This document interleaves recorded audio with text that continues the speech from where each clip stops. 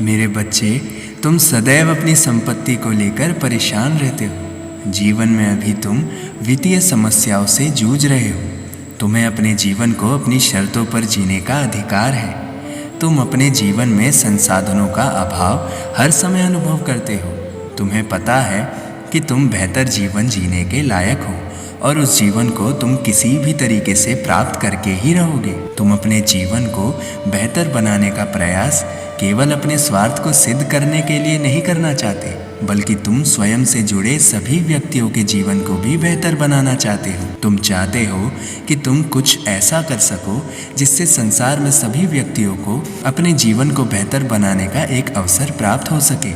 अपने अनुसार जीवन प्राप्त करने के लिए एवं दूसरों को बेहतर जीवन का अवसर उपलब्ध कराने के लिए तुम्हें अपनी आय एवं संपत्ति को बढ़ाने की आवश्यकता है। तुम्हें हर समय नवीन आय के स्रोतों को ढूंढने की आवश्यकता है। तुम्हें नए नए स्रोतों की खोज में हर समय लगे रहना चाहिए।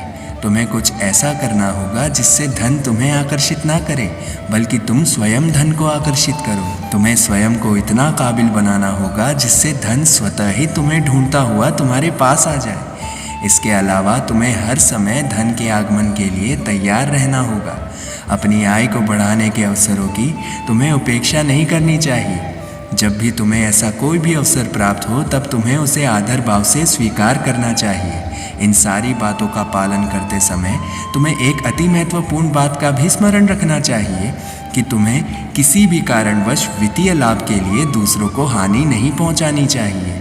तुम्हें यह बात याद रखने की आवश्यकता है कि चाहे कितना भी संपत्ति क्यों ना हो, वह कभी भी किसी व्यक्ति के भावनाओं से अधिक नहीं हो सकती।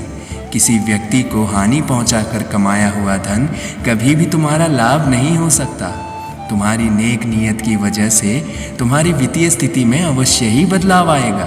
बस तुम्हें स्वयं पर विश्वास रखना होगा और मानकर चलना होगा कि आज तुम्हारी परिस्थिति चाहे जैसी भी हो, परंतु जल्द ही उसमें बदलाव आने वाला है।